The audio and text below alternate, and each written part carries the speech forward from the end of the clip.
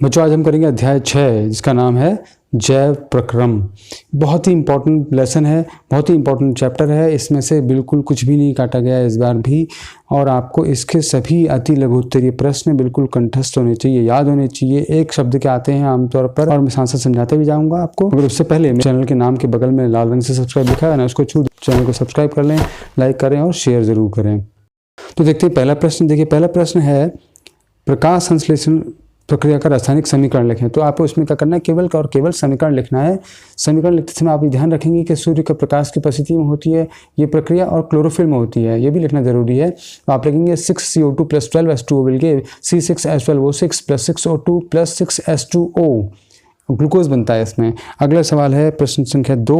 इसमें लिखा हुआ है कि हमारे शरीर में वसा का पाचन कहाँ होता है। तो आपने लिखना है कि हमारे शरीर में वसा का पाचन आमाशय और क्षुद्रांत्र में, यानी क्षुद्रांत्र में छोटी आंत में होता है। तीसरा प्रश्न है हमारे शरीर की छोटी ग्रंथि कौन सी है। तो हमारे शरीर की छोटी ग्रंथि कौन सी है, आप लिखेंगे हमारे शरीर की छोटी ग्रंथि है यकृत, या केवल यकृत भी लिख सकते हैं। और चौथा प्रश्न है वाष्पोत्सर्जन का कोई एक कार्य बताएं। वाष्पोत्सर्जन का एक जो कार्य है वो है रसारोहण, यानी कि पानी का ऊपर चढ़ना। एक और कार्य याद कर लीजिए, वाष्पोत्सर्जन का दूसरा कार्य है खनिज लवणों का वितरण करना। और तीसरा कार्य, एक और कार्य है कि वाष्पोत्सर्जन के कारण जो पौधा होता है उसके आसपास का जो ताप होता है वो कम रहता है, जिससे कि वो गर्मी में झुलस नहीं पाता है। अगला प्रश्न 5वां, इसमें लिखा है किस यंत्र की सहायता से रक्तदाब नापा जाता है। तो जिस यंत्र की सहायता से रक्तदाब नापा जाता है उसका नाम होता है स्पिग्मोमैनोमीटर।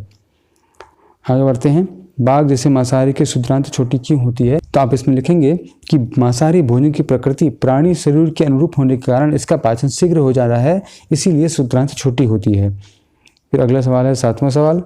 7वें सवाल में लिखा हुआ है उस ग्रंथि का नाम लिखिए जो हार्मोन और एंजाइम दोनों स्रावित करती है। हमारे शरीर में ऐसी एक ही ग्रंथि है जो दोनों हार्मोन और एंजाइम स्रावित करती है, उसका नाम अग्न्याशय है, इंग्लिश में बोलते हैं पैंक्रियाज।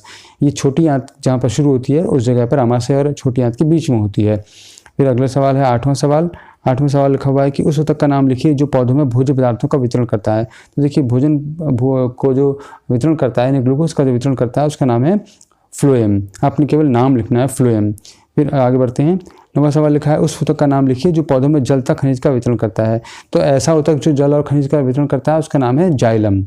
और अगले सवाल है 10वां सवाल। 10वां सवाल लिखा है एटीपी का पूरा नाम बताएं। तो एटीपी का पूरा नाम लिखेंगे आप एडिनोसिन ट्राइफॉस्फेट। इसमें देखिए एक अंक वाले बहुविकल्पीय प्रश्न भी आते हैं, इनको भी देख लेते हैं। तो 11वां सवाल है कि पत्ती की अधर सतह पर पाए जाने वाले छोटे छोटे छिद्र कहलाते हैं। तो ऑप्शन है 4 द्वार कोशिकाएं, केंद्रक, रंध्र या हरितलवक। तो जो पत्ती की अधर सतह पर पाए जाने वाले छोटे छोटे छिद्र हैं वो कहलाते हैं रंध्र, यानी कि इसका सी ऑप्शन सही है। फिर अगला सवाल 12वां सवाल। 12वां सवाल में देखेंगे कि लिखा है निम्न में से कौन प्रकाश संश्लेषण क्रिया के लिए आवश्यक नहीं है।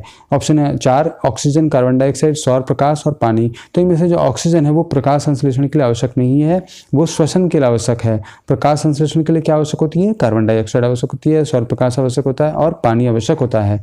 अगला सवाल देखेंगे 13वां सवाल। 13वें सवाल में लिखा हुआ है खाद्य पदार्थ में स्टार्च की उपस्थिति की जांच के लिए किस रसायन विक्रम की आवश्यकता होती है। ऑप्शन है 4 मिथाइल ब्लू, आयोडीन, ग्लिसरीन और हाइड्रोक्लोरिक अम्ल। तो इसमें से केवल आयोडीन की आवश्यकता होती है। आयोडीन से हम जांच सकते हैं कि किसी पदार्थ में स्टार्च है या नहीं। फिर अगला प्रश्न है 14वां प्रश्न।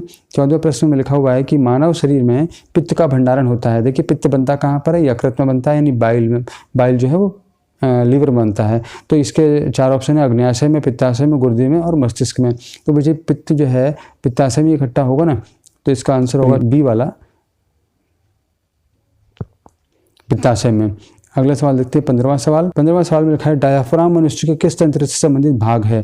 तो डायाफ्राम जो होता है वो फेफड़ों को फूलने और सिकुड़ने में मदद करता है। तो इसके 4 ऑप्शन है पोषण, श्वसन, उत्सर्जन और परिवहन। तो डायाफ्राम कहाँ पर होगा, इसका ऑप्शन है बी सही, श्वसन। फिर अगला सवाल है 16वां सवाल। 16वां सवाल इसमें लिखा है पादप में जाइलम का कार्य है। तो पादप यानी पौधे में जाइलम का क्या कार्य है, जाइलम जौ से जल, याद रखिएगा। तो जाइलम का कार्य क्या है, जल का वहन करना, जल को एक जगह से दूसरी जगह पहुंचाना। 17वां सवाल है लसिका मनुष्य के किस तंत्र से संबंधित भाग है। तो लसिका जो है ऑप्शन है 4 उत्सर्जन, परिवहन, पोषण और श्वसन। तो इसमें से जो परिवहन है उससे संबंधित भाग है। 18वां प्रश्न है वुमन संपुट मनुष्य के किस तंत्र से संबंधित भाग है। तो वुमन संपुट जो है वो किडनी में होता है, यानी वृक्क में होता है। तो इसका जो ऑप्शन होगा वो होगा उत्सर्जन, यानी कि सी वाला ऑप्शन होगा इसका। तो ये बच्चों अति लघु उत्तरीय प्रश्न थे, और आगे भी मैं इसी तरह की वीडियो आपके लिए बनाता रहूँगा जिसमें कि अति लघु उत्तरीय और लघु उत्तरीय और विस्तृत उत्तरीय प्रश्न भेजूँगा, और बहुत इंपॉर्टेंट क्वेश्चन भी मैं आपको बताऊँगा। चैनल को सब्सक्राइब जरूर कर लें।